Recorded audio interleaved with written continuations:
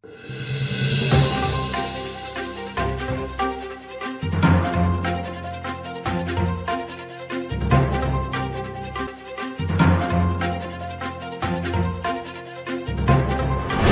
queridos amigos do Jornal Diário de Rio Mafra.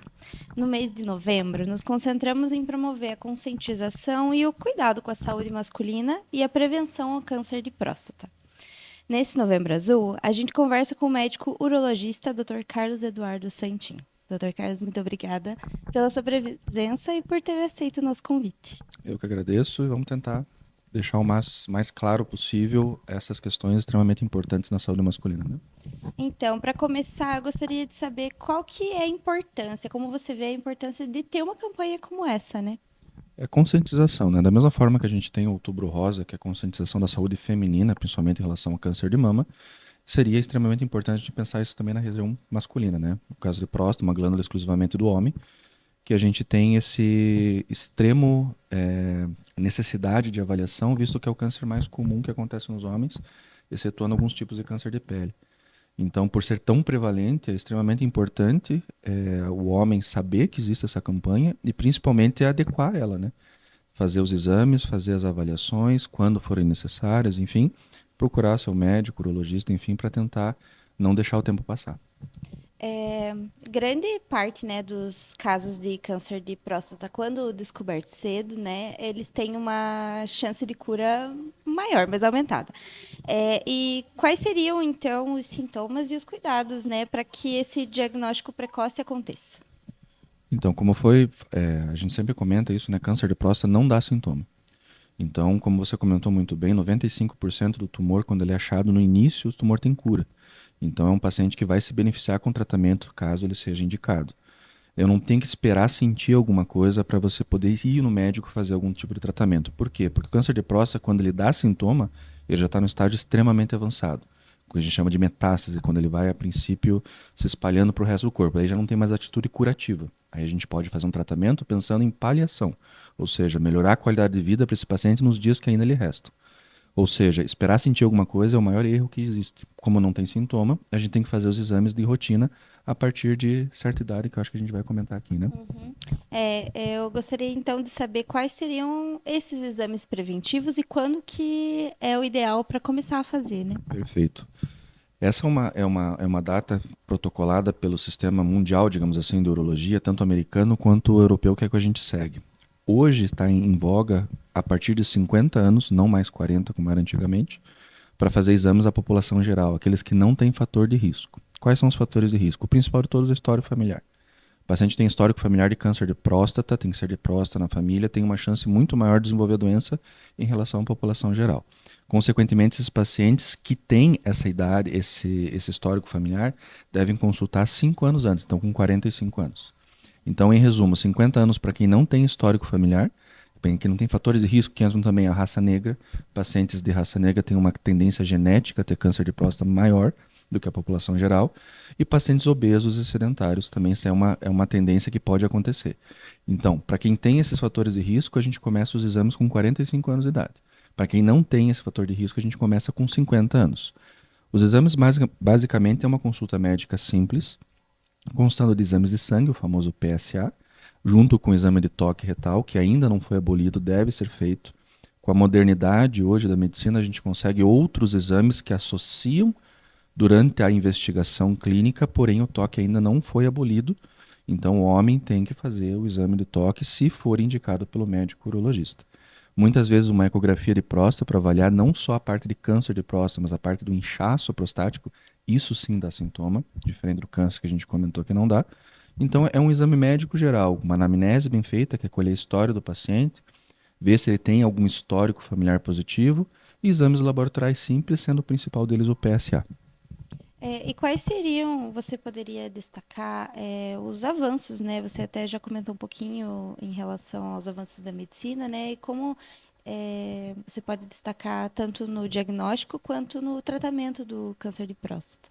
Perfeito, é bastante coisa, né? Na verdade, o mais importante em relação a diagnóstico que a gente tem ultimamente, que a gente não usava 10 anos atrás, é a ressonância multiparamétrica. É um exame que ele não vai substituir a biópsia. A biópsia é o único jeito de você saber se você tem câncer. Em compensação com a ressonância, ela te dá uma estatística se você tem ou não chance de ter câncer mais do que as outras pessoas. Antigamente a gente não tinha isso, então a gente acabava pedindo mais biópsia do que deveria, e via muito resultado negativo. A biópsia é um exame invasivo, é um exame que a gente fura o intestino de 12 a 13 pedaços, às vezes até mais, para poder pegar a próstata. A próstata não é uma glândula palpável, a gente tem que fazer isso via retal. Tanto é que o toque retal é um dos exames que a gente costuma fazer. Então, como a biópsia é um exame que pode dar problema, se tem que fazer, vai fazer. Mas, assim, tentar indicar o menos possível para a gente ter um acerto maior nos resultados de biópsia. E isso a ressonância ajuda bastante. Ela me dá uma classificação chamada PIRADS, que me ajuda a saber a porcentagem de chance desse paciente ter ou não um câncer. Aí sim eu indico a biópsia com maior ou menor intensidade para aquele paciente em si. Em relação ao tratamento, é multivariado. Antigamente era cirurgia apenas, né, ou radioterapia. Hoje em dia, além da cirurgia que está sendo muito desenvolvida, ou seja, antigamente era cirurgia no corte. Daí, com o passar dos anos, passaram para cirurgia por videolaparoscopia, que já é um avanço. Hoje em dia, a gente tem a robótica. A urologia, hoje, dentro das especialidades médicas, é que mais utiliza o robô. Então, a robótica é bastante influenciada, principalmente no tratamento de câncer de rim, mas aqui no caso próstata que a gente está comentando mais. Então, isso ajuda bastante. Não é porque eu estou fazendo por robô que eu vou curar mais ou menos, mas é uma cirurgia muito mais moderna. É uma cirurgia que sangra menos, é uma cirurgia que o paciente consegue ir mais rápido para casa, os efeitos colaterais são menores, então tem essas vantagens. E as terapias multimodais, né? Os hormônios novos que estão sendo feitos, outras técnicas de radioterapia, como a bracterapia, o raifo, enfim, são técnicas que dependem muito de paciente para paciente. Eu acho que é isso que eu sempre brinco no consultório, que a gente ainda não foi substituído por robô ou inteligência artificial, porque tem que pensar um pouco. É individualizado cada caso. Para você, o melhor tratamento é esse, para aquele, o melhor tratamento é aquele. E não necessariamente um ou outro vai estar errado. Então, depende muito do biotipo e do histórico do paciente. Perfeito. É, a gente acabou comentando um pouquinho, mas eu gostaria de aprofundar um pouco mais na questão da genética, né? Se ela tem, né, um papel importante nesse risco de desenvolver o câncer e como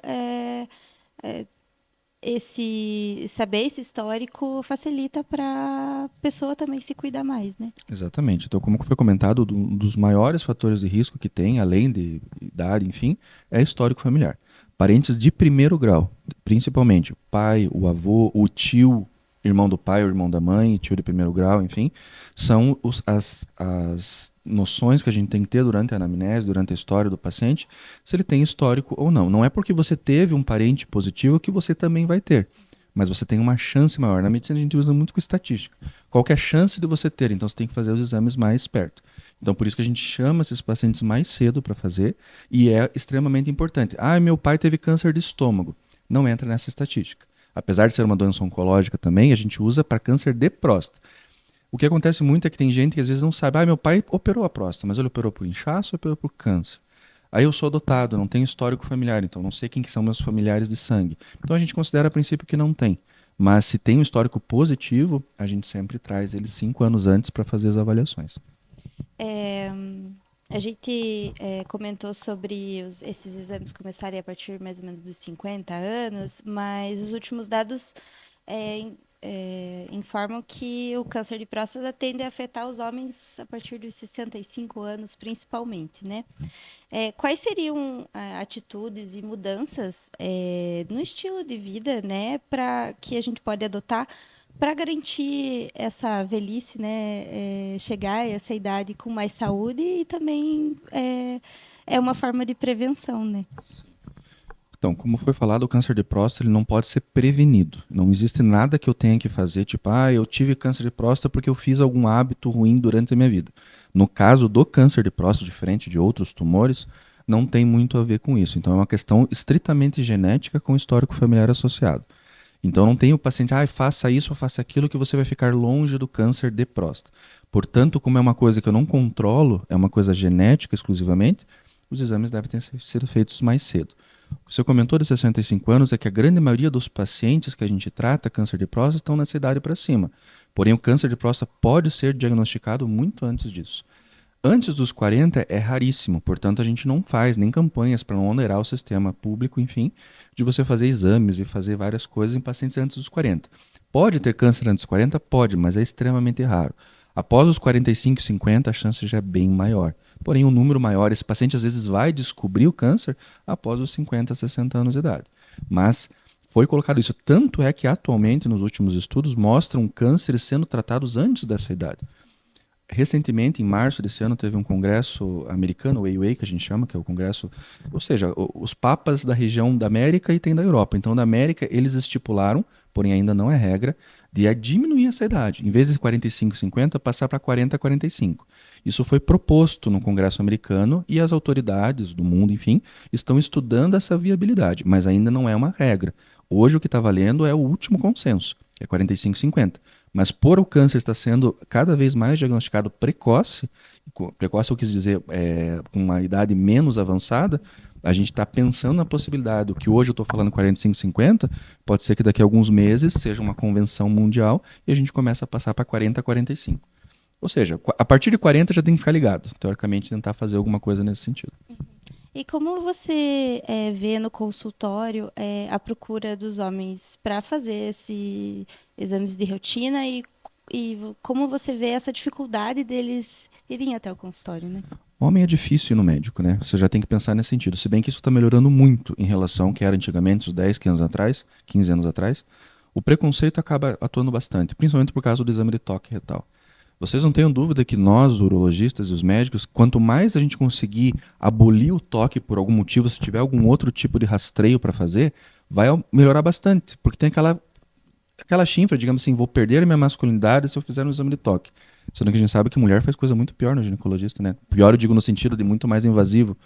E o homem, o exame de toque é um exame extremamente simples, não é confortável, não é doloroso, ele é desconfortável por uma região, sim, você tem que, infelizmente, introduzir o dedo no canal anal. Então, isso, obviamente, causa um desconforto no paciente. Mas é um exame de 5, 10 segundos, entendeu? É um exame extremamente rápido. A gente usa, obviamente, lubrificantes, anestésicos, enfim, para fazer o exame. E é de extrema valia, né? Tem muita gente que fala, esses pacientes que têm aquela reticência de vir no médico, não, eu quero fazer só o exame de sangue. Porém, o exame de sangue, ele faz parte da avaliação, mas ele único, sozinho, não quer me dizer nada. O PSA, que é o famoso exame de sangue, ele pode vir alto e o paciente não ter nada. Pode ter um PSA de 1, que é um PSA extremamente baixo, e o paciente está com câncer praticamente com metástase no corpo inteiro. Então, assim, não é o mais comum, mas pode acontecer. Então, você ter um exame de PSA normal é bom, mas não significa totalmente que você não tenha nada.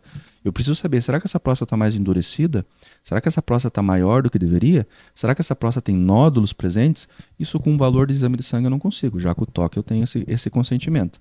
A gente ajuda muito por vocês mulheres, porque vocês levam seus pais, seus maridos, seus filhos, enfim, irmãos, no médico por muito mais zelo do que eles próprios. Então, muitos pacientes, eu tô aqui porque minha esposa mandou. Chegou o horário, eu não queria, mas eu tô aqui porque eu tenho que fazer. Isso acontece direto no consultório. Mas que bom que está acontecendo. O problema é esse cara bater o pé e não ir. E Deus o livre, lá na frente ele dá algum tipo de problema. Tá? Isso é extremamente importante. Sim, até como a gente já comentou, esse é um câncer que não tem sintomas, né? Então, sem esse acompanhamento anual, fica realmente impossível de rastrear, né?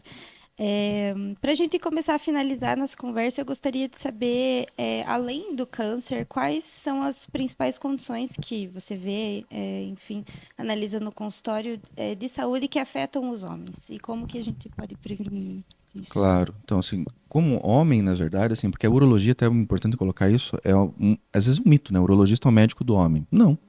Metade dos meus pacientes, ou às vezes até um pouco mais, depende muito da sazonalidade, são mulheres. Por quê? Porque o que a urologia faz? Ela trata o sistema urinário. Rim vocês têm também, como nós. A única coisa diferente do homem é a região genital masculina. Pênis, testículo, que obviamente isso é só no homem. Mas tem muita coisa que a gente atende na urologia, por exemplo, nosso carro-chefe aqui na cidade é a litíase, que é cálculo, né? Pedras. Então, assim, isso acontece em ambos os sexos. Então, isso tem bastante. Em relação à litíase, o que a gente sempre comenta, para aliviar tanto em homens quanto mulheres, é principalmente na dieta. Entendeu? Evitar muito sal, evitar muita carne vermelha, não tomar líquido todo o suficiente por dia, isso ajuda você a ter uma litíase com maior facilidade. Nos casos de homens especificamente, além dessas doenças oncológicas, é principalmente as doenças sexuais. Então, o homem que não tem o desejo, que é a perda da libido, o homem que tem a ejaculação precoce, acontece bastante, ejacula antes do tempo. Então, todos esses detalhes são corriqueiros no consultório, no dia a dia. E, enfim, a gente tenta tentar ajudar o máximo possível nesses casos principais, mas focando agora, principalmente em novembro, na parte prostática. Mas eu já aproveito e não falar só de próstata, já vamos tentar falar assim, faça sua consulta geral. Às vezes você tem um tumor de rim, que Deus o livre, você não sabe, às vezes tem alguma outra coisa. Então, não custa nada fazer um exame extremamente rápido, extremamente tranquilo, uma vez por ano, como você comentou, a partir de 45. Uma coisa ideal também, que muitos perguntam, doutor, eu começo com 45, 50, mas até quando eu devo fazer meus exames? Até o final da vida? Não necessariamente. Isso é um dado extremamente subjetivo que foi colocado. Quando a expectativa de vida do paciente é acima de 10, 15 anos de idade, faça os exames. Quando a expectativa de vida é abaixo dessa idade, não precisa mais fazer exame. Por quê? Porque o câncer de próstata ele é extremamente agressivo, ele pode ser extremamente agressivo. Só que o desenvolvimento dele, no momento que ele surge até o momento que ele mata um paciente, demora 20 anos. Então é uma doença muito lenta a evolução dela. Então por isso que a gente tem esse tempo, esse gap, teoricamente, para conseguir atender o paciente. Então se o paciente já é um paciente acamado, diabético, hipertenso, cheio de problema neurológico, apesar de ser homem com 60 anos de idade, esse cara, qual que é a chance de ele estar vivo com a gente aqui daqui 15 anos? É baixa, ele vai falecer de outro motivo. Então não tem por que fazer rotina de câncer de próstata nele. Esse paciente a gente não faz. Agora, hoje em dia, com um avanço, a gente vê paciente de 80 anos fazendo Cooper na rua. Então esses caras são ativos, são no máximo uma hipertensão leve tratada. Qual que é a chance desse cara estar aqui daqui 10 anos? É possível. Pode ser um cara com 90 tranquilamente. Então esse paciente a gente faz. Antigamente era, 70 anos não faz mais. Porra, 70 anos hoje. Você vê os pacientes andando, caminhando, jogando bola. Então, assim, a expectativa de vida, a gente tem que brincar um pouco de Deus nesse sentido. Será que esse cara vai estar vivo daqui 10, 15 anos? Provavelmente sim. Faça a investigação. Esse cara aqui provavelmente já vai vir a falecer das comorbidades que ele já tem. Então, esse cara, deixa ele tratar o que ele já tem. Não pense em câncer de próstata, porque não é o câncer que vai matar ele, é alguma outra comorbidade. Perfeito. Dr. Carlos, queria agradecer a tua presença aqui no Diário de Rio Mafra, a tua disponibilidade, e eu gostaria de abrir para uma última consideração que você queira deixar. Eu que agradeço, principalmente, espero que tenha ajudado nessas questões, tá? Isso é um tema extremamente importante e a linguagem que eu estou falando aqui é a linguagem que eu falo no consultório todo dia. Então, quero agradecer vocês, lembrando que as consultas não devem ser só em novembro, né? A gente tem que fazer o de novembro, a gente usa para se conscientizar, mas a consulta deve ser feita em qualquer período do ano, enfim, quando vocês estiverem, também pela disponibilidade do trabalho. Eu estou à disposição, que vocês precisarem, sempre até falando de outros assuntos, não apenas do Novembro Azul. Como eu falei, a urologia ela é vasta, né? Apesar de bastante coisa. Mas estou à disposição quando vocês precisarem. Muito obrigada. Essa e outras entrevistas você confere no nosso site Diário de Rio Mafra. Obrigada.